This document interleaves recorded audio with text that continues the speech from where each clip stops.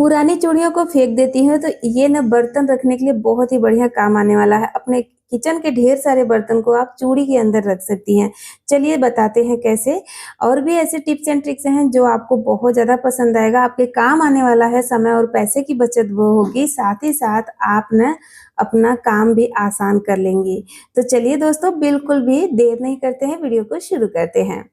यहाँ पर मेरे पास शादी का कार्ड आया था, तो इस कार्ड को ना हम उन्हीं को देंगे और किस तरीके से देंगे वो तरीका ज़रूर देखिएगा। आगे मैं आपको दिखाने वाली हूँ, जिससे वो भी खुश हो जाएँगी और हमें भी खुशी भी मिलेगा और हमारा पैसा भी बचेगा।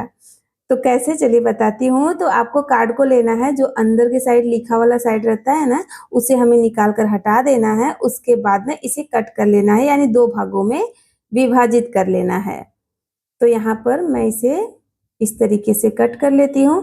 आप पीछे वाले हिस्से का भी इस तरीके से यूज़ कर सकती हैं, मगर मैं ना सिर्फ़ आगे वाला का ही बना रही हूँ, क्योंकि आगे वाला ना जो पार्ट है ना, ये बहुत ही बढ़िया है। इसमें गणपति बप्पा की प्रतिमा भी है, तो मुझे भी देने में उनको खुशी होगी।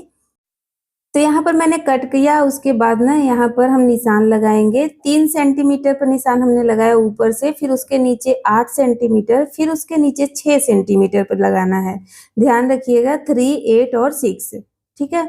इस तरीके से ये देखिए डॉट डॉट हमने लगाया है ना, तो आपको ऐसे ही लगाना है। मेजरमेंट के साथ बनाएँगे तो एकदम परफेक्ट बनेगा। अब हम वहीं पर से इस तरीके से फ़ोल्ड कर देंगे। मेरे बेटे ने इसे पहले ही फ़ोल्ड कर दिया था, इसके लिए कुछ इस तरीके से दिख रहा होगा आपको। चलिए, अब ये जो नीचे का हिस्सा है ना, जो 6 सेंटीमीटर के नीचे का जो पार्ट है ना, इसे हमें काट कर निकाल देना है, क्योंकि इसका काम नहीं है। तो ये लीजिए, मैंने हटा दिया।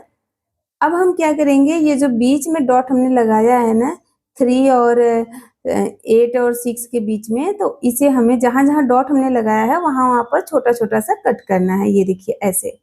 बहुत ज़्यादा बड़ा नहीं। फिर कट करने के बाद सेंटर वाला जो हिस्सा है, जो 8 सेंटीमीटर का है, उसे हमें अंदर की साइड इस तरीके से फ़ोल्ड कर देना है। ये देखिए, ऐसे। वीडियो को ध्यान से देखिएगा, मेरे सुनने से ज़्यादा आप वीडियो को गौर करिएगा तो आपको पता चल जाएगा। अब फ़ोल्ड करने के बाद ना इसके किनारे को हल्का-सा कट करेंगे। जो हमने फ़ोल्ड किया है उसी को, मतलब ऐसा एकदम पॉइंट है ना वहाँ पर, तो हमें उसे कर्व का शेप देना है।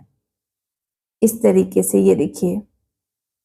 तो चारों जगह पर हमने कट कर दिया है। अब नीचे वाला जो 3 सेंटीमीटर वाला है ना, उसके किनारे के हिस्से को इस तरीके से कट कर देंगे।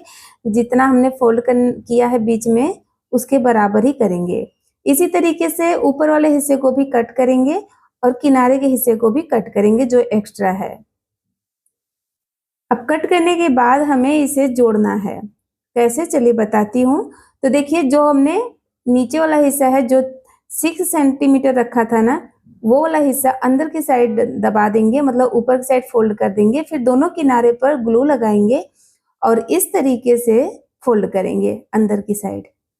पहले नीचे वाले हिस्से को ऊपर फ़ोल्ड करना है, फिर दोनों किनारे को फ़ोल्ड करना है। वीडियो को ध्यान से देखिएगा। अगर पसंद आएगा तो लाइक शेयर ज़रूर करिएगा, चैनल को सब्सक्राइब कर लीजिएगा और वीडियो को हाई पॉइंट ज़रूर दीजिएगा। कमेंट करके बताइएगा कि आपको आइडिया कैसा लगा और आप मेरा वीडियो कहाँ से देख रहे हो, मुझे खुशी होगी। तो यहाँ पर मैंने नीचे जो ये ऊपर का साइड है, इसे भी कौ का शेप दे दिया है। अब हमारा ये इन्वेलप बन के तैयार हो गया है। देखिए, हम खरीदने जाएंगे ना, तो इस तरीके का इतना बढ़िया इन्वेलप आपको 20 से 25 रुपए का मिलेगा। और गणपति बप्पा की प्रतिमा रहेगा कि नहीं वो तो पता नहीं, मगर देखिए ना, बहुत ही बढ़िया था, मुझे बहुत खुशी हुआ। आपको कैसा लगा ज़रूर बताना। अब चलिए देख लेते हैं कि बारिश में क्या-क्या ख़्याल रखना चाहिए। किचन में कोई भी नमक हो, इस तरीके से सीलन आ जाता है और चिपचिपापन आ जाता है, ऐसा लगता है कि पानी-पानी हो रहा है। तो आप ना 2 तरीका अपना सकती हैं। पहले तो नमक को ऐसे नहीं रखें। जब भी आप कंटेनर में नमक को फिल कर रही हैं ना, तो ध्यान रखें आप उसके अंदर ना एक टिश्यू पेपर ज़रूर लगाएँ और कोशिश करें नमक ना काँच के जार में रखें, प्लास्टिक में नहीं। देखिए, नमक जो रहता है ये प्लास्टिक को पिघलाता है धीरे-धीरे, और न प्लास्टिक ना नमक में समा जाता है, जो हमारे बॉडी में जाता है और हमारे ब्लड में न प्लास्टिक का अंश हो जाता है। तो आप हर चीज़ प्लास्टिक में रखिए, मगर नमक, अचार, ये सब चीज़ें आप कोशिश करें कि काँच के जार में रखें। ये आपके हेल्थ के लिए अच्छा रहेगा। टिश्यू पेपर लगाने के बाद बेस में फिर नमक को फिल कर दें। अब नमक सीले नहीं, उसके लिए टिश्यू पेपर तो अपना काम करेगा ही साथ नमक एकदम दानेदार रहे तो आप एक काम और करें। आप नमक में 4 से 5 लौंग डाल दें, इससे नमक में सीलन नहीं होता है और वास्तुशास्त्र के हिसाब से भी माना जाता है कि नमक में लौंग रखना चाहिए, मतलब नमक के डब्बे में लौंग होना चाहिए। तो आप वो समझती हैं तो उसे मान कर रखिए या फिर सीलन के लिए तो ज़रूर रखिए। अब यहाँ पर जिसमें सिल गया है उसमें भी आप इस तरीके से लौंग को रख देंगी तो आप दूसरे दिन देखेंगी ये एकदम फ्रेश हो जाएगा। चलिए देख लेते हैं ये वाला आइडिया। तो उसके लिए मैंने खजूर का बॉक्स ले लिया है। इस तरीके का बॉक्स तो हमारे घर में आते ही रहता है ना, तो इसे फेंके नहीं, आप ना कहीं-कहीं यूज़ कर सकती हैं। बिना ₹1 खर्च किए आप इस तरीके का ऑर्गेनाइज़र बना सकती हैं, सिर्फ़ 2 मिनट में। तो देखिए हमने एक पॉलीथीन के अंदर इसे डाल दिया, फिर एक रबर बैंड लगा दिया ऊपर से। अब पॉलीथीन के ऊपरी हिस्से को इस तरीके से फ़ोल्ड करेंगे और जो बॉक्स है उसके नीचे वाले हिस्से तक लेके जाएँगे। आप चाहे तो यहाँ पर किसी की मदद भी ले सकते हैं और पूरा पीछे खींचने के बाद आप क्या करें, दोनों हैंडल को इस तरीके से गांठ लगा दें। जब गांठ लगा देंगी ना तो आप देखेंगी कि ये आपका एक बढ़िया सा ऑर्गेनाइजर बनके तैयार हो गया है। आप इसे अपने किचन में यूज़ कर सकती हैं, फ्रिज में भी यूज़ कर सकती हैं। अगर रेंट पर रहती हैं या फिर आपका किचन बहुत छोटा है तो आप इस तरीके की चीज़ों का इस्तेमाल कर सकती हैं। ज़्यादा पैसा खर्च नहीं करना चाहती हैं अपने किचन के लिए तो आप ज़रूर ट्राई करें। तो आप इसमें लहसुन वगैरह भी रख सकती हैं या फिर मिर्ची, धनिया, अदरक, नींबू ये सब चीज़ें भी इसमें रख के आप फ्रिज में रख सकती हैं। सूखेगा भी नहीं और खराब भी नहीं होता है और छोटा स्पेस होने की वजह से इसमें से चीज़ें गिरती भी नहीं हैं। आप जितना चाहे उतना निकालिए और रखिए। तो आई होप ये आइडिया भी आपको पसंद आया होगा। चलिए बढ़ते हैं नेक्स्ट टिप की तरफ।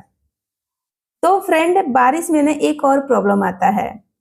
जो हमारा मिक्सर जार रहता है ना ये जल्दी सूखता ही नहीं है। हम धो तो देते हैं, इस तरीके से रख देते हैं, ऊपर से तो सूख जाता है, अंदर गीला ही रह जाता है। तो तरीका ही गलत है तो सूखेगा कैसे, है ना? तो आप ना क्या करें, बारिश में खास तौर से ना अपने मिक्सर ग्राइंडर के जार पर ऊपर की साइड इस तरीके से 3 क्लॉथ पिन लगा दें, यानी कपड़े वाला पिन। फिर इसे उल्टा करिए और ये देखिए ये डायरेक्ट जमीन से टच नहीं हो रहा है, अंदर से हवा लगेगा जिससे ये आसानी से सूख जाएगा। पहले हमने रखा था तो ये सीधा जमीन में जा रहा था और हवा नहीं लगता। तो इस तरीके से आप रखिए और ढक्कन को भी साइड में खड़ा कर दीजिए, आसानी से जल्दी सूख जाएगा। चलिए बढ़ते हैं नेक्स्ट टिप की तरफ। बारिश में ना ये जो हमारा प्याज है, हमारे मुंबई में इसे कांदा बोलते हैं। जो मुंबई से होंगे उनको मालूम होगा। तो देखिए जो प्याज है ना, इसका शकल आप देख लीजिए मतलब इसका जो फेस है, जिस जो इसकी ऊपर की स्किन है, आप देखें ना कितना काला हो गया है ना। तो यही होता है ना, जब मॉइस्चर बहुत ज़्यादा हो जाता है तो खराब भी होना शुरू हो जाता है। तो प्याज को ऐसे नहीं रखें, आप क्या करें, इसे ना एक टोकरी में रखने से पहले एक न्यूज़पेपर लगा दीजिए 3-4 तह करके, फिर आप प्याज को रखिए। और एक और तरीका है, अगर आपको सही लगे तो करो, ऐसे भी रख सकती हैं। अगर ज़्यादा सीलन हो रहा है तो आप क्या करें, आप ना थोड़ा-सा चावल ले लें, कोई भी मोटा-पतला चावल ले लीजिए। चावल को वेस्ट नहीं करना है, उसे आगे क्या करना है वो भी बताऊँगी।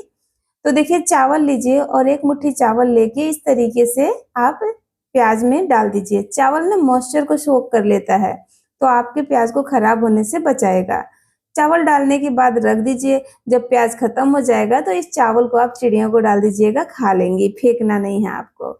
चलिए देख लेते हैं कि चूड़ी में बर्तनों को कैसे अरेंज कर सकती हैं। एकदम सिंपल सा तरीका है मगर ना बहुत ही यूज़फुल है। मुझे तो बहुत अच्छा लगा, आप बताना मुझे कमेंट करके। कमेंट बॉक्स खुला है तो आप ज़रूर कमेंट करना। तो यहाँ पर हमें क्या करना है, मेटल की चूड़ी लेनी है। जो पुरानी मेटल की चूड़ियाँ हो जाती हैं, फेंक देते हैं ना हम, उसे फेंके नहीं, संभाल के रखें क्योंकि ना वो कई चीज़ों में काम आता है। मैं आप लोग के साथ बहुत सारा चीज़ें शेयर की हूँ, आइडिया शेयर की हूँ जो आप लोगों ने पसंद भी किया है। तो आपको क्या करना है, चूड़ी लेना है, चूड़ी को एक दूसरे में इस तरीके से फँसाते जाना है, चिपकाते जाना है सेलो टेप की मदद से। ध्यान रखिएगा टेप को ना कई बार लपेट के लगाइएगा, ऐसा नहीं कि बस चिपका दूँ 1-2 बार लग करके। अच्छे से मतलब कम से कम 6-7 बार लपेटिएगा, फिर उसके बाद आप इसको खोल लीजिएगा। तो देखिए ऐसे लगाने के बाद हमें चूड़ी को सीधा करना है, फिर दूसरी चूड़ी को जोड़ना है।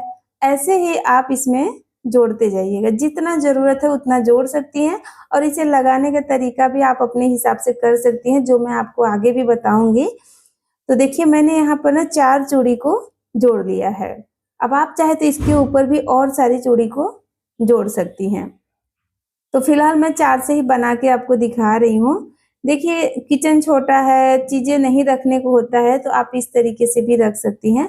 आप एक हुक को स्टिक कर दीजिए अपने किचन की किसी भी दीवार में और इसे हैंग करिए। अब आप अपने किचन का जो टूल है ना, जो इस तरीके के बर्तन हैं, उसे आप इसमें रख सकती हैं। ये देखिए, मैं यहाँ पर सीधा करके लगाई हूँ, आप 2 हुक लगाकर इसे आड़ा पर भी लगा सकती हैं, मतलब किनारे के दोनों चूड़ी को फँसाइए 2 हुक में और इस तरीके से लगा दीजिए। तो जैसा आप कंफर्टेबल है, जैसा आपके किचन में बैठता है, उस तरीके से लगा लीजिए। तो हमारा चूड़ी से बना हुआ स्टैंड कैसा लगा मुझे ज़रूर बताइएगा कमेंट करके। उम्मीद करती हूँ दोस्तों, ये वीडियो आपको हेल्पफुल लगा होगा, अच्छा लगा होगा। अच्छा लगा है तो लाइक, शेयर और चैनल को हाई पॉइंट ज़रूर दें। Thank you, take care.